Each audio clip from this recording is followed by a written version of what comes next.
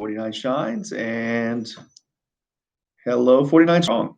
It is 3 o'clock on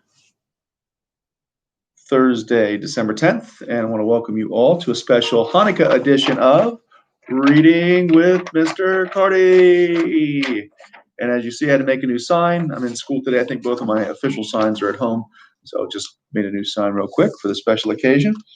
I want to welcome everyone again and thank you for joining. I hope that you enjoyed today's story, which is entitled Hanukkah at Valley Forge. And it is by Stephen Krensky and illustrated by Greg Harlan.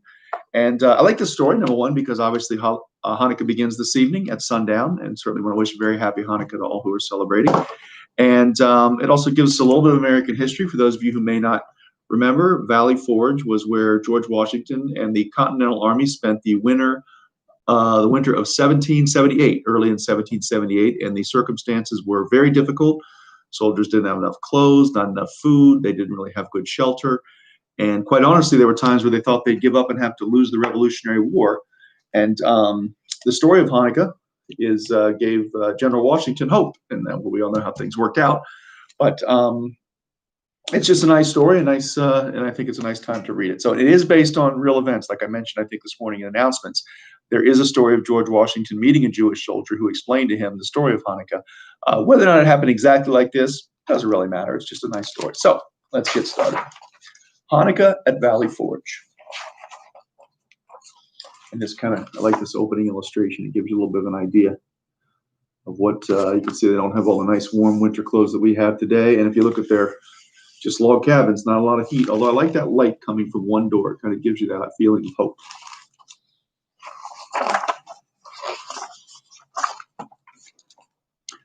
The general stood tall on the stony ridge at Valley Forge, surveying his troops below. The December night was clear, but the wind cut cruelly through his heavy coat. The general shook his head, shrugging the cold aside. It was his men he was worried about. Like I said, that general is General Washington. Here he is over looking at all his soldiers down there, certainly worried about them in difficult circumstances. I can kind of relate to that. For more than 2 years, his army had been at war. The general had not expected the fighting to be easy. The war was never easy. But some of his soldiers lacked weapons to defend themselves. Others were without coats or shoes. And nobody had enough to eat. An army of skeletons, one witness had called them. Here you see them. Imagine no shoes in that snow all winter.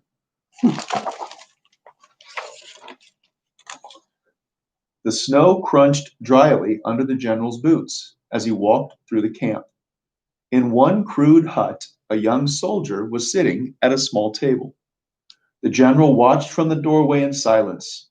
The soldier was lighting a candle. The flame flickered for a moment and then grew steady. All the while, the soldier was speaking softly, too softly for the general to catch his words. And here he looks in at a young soldier.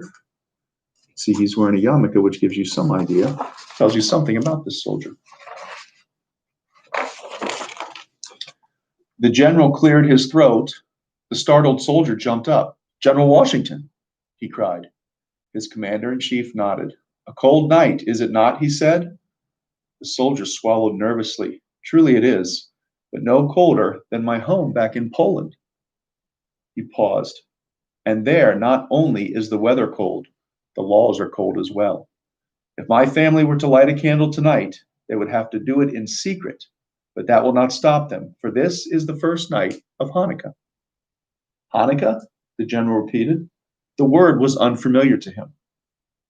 "The name for a celebration. I was just finishing a prayer in Hebrew, sir, in honor of what happened." "Ah, then you are of the children of Abraham." The general's gaze was intent. "Tell me more about Hanukkah." The soldier stared at the candle for a moment, and then he began to speak. There's General Washington talking to the soldier. And it's not every day if you're just a regular soldier that a general walks in your cabin, so pretty big deal. "Over 2,000 years ago," said the soldier, "my people, the people of Israel, were ruled by Antiochus, a Greek king from far away. He did not permit them to pray to their God and follow their customs. He wanted them to worship his gods, the Greek gods. Here you see the illustration of the Greek soldiers standing over the Jewish people and forcing them to pray to gods that they didn't worship. General Washington nodded. The fight for liberty is an ancient one, and no one likes squirming under the thumb of a distant king.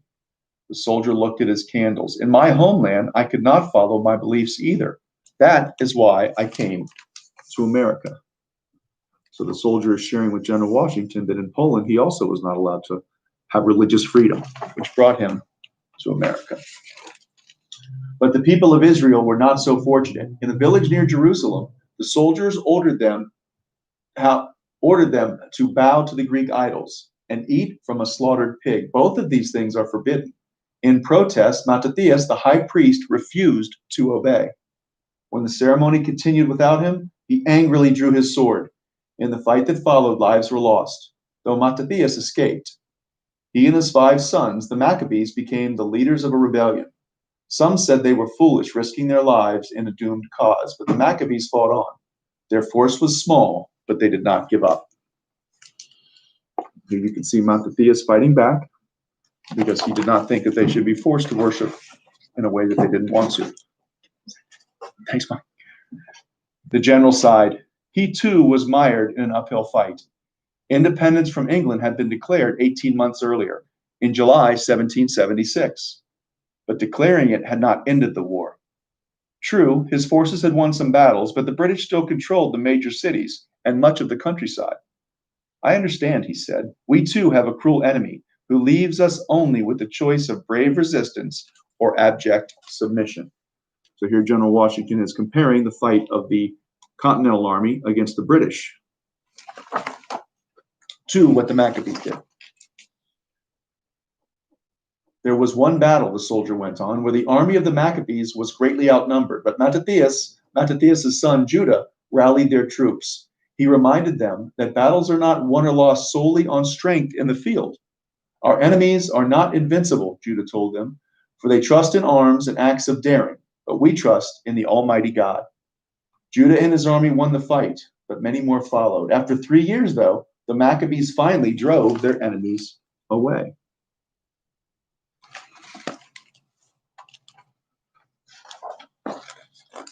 The Israelites rejoiced in their new freedom and set about cleaning their temple. They were eager to worship again in the ways of their forefathers, but when it came time to light the temple menorah, they could find only enough oil to last for 1 day. That was troubling. Once lit, the menorah was never supposed to go out. Still, they did not want to wait any longer, so they lighted the menorah, trusting that God would help them find more oil as quickly as possible. So here are the Israelites lighting their big menorah, and those of you that are celebrating today will be lighting, I'm sure, the first candle in your menorah this evening to commemorate this event. The search for oil was not easy. 1 day passed quickly, and none was found. Yet the menorah remained lit. Another day went by. Still there was no oil, but the flames remained strong. 3 days, 4 days, the hunt continued, but all the fighting and destruction made finding things very difficult. In all, 8 days passed before any new oil arrived. And in all that time, the lights of the menorah never went out.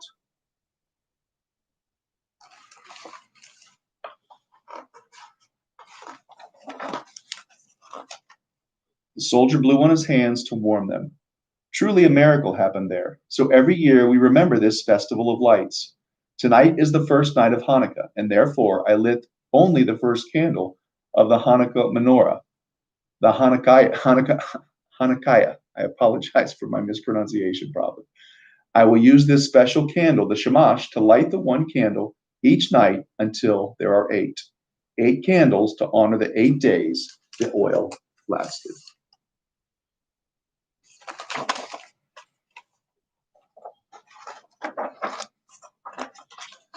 The general made ready to leave. Your tale is a brave one, and your candles have brightened my evening. Perhaps we are not as lost as our enemies would have us believe. I rejoice in the Maccabees' success, though it is long past. He smiled grimly, and it pleases me to think that miracles may still be possible. The soldier nodded. The world would be a poor place without them.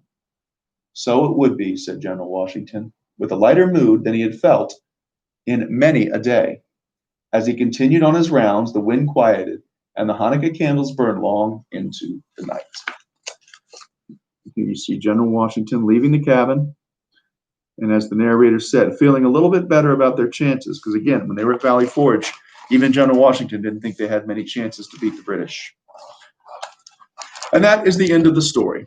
So I hope you did enjoy it. I think it's a great story, number one, because we get to learn a little bit about the holiday of Hanukkah, which is being celebrated by so many of our community members here, so many members of the PSIS 49 family. And I think it's a nice story of hope. Okay, we continue to be in circumstances that are a little bit challenging, and I think any story that gives us reason to continue to hope for better things is a good one. So once again, happy Hanukkah to all those of you who are celebrating. I hope everyone enjoyed the story, and hope you have a great evening, and we will see you tomorrow. Okay? Thank you very much.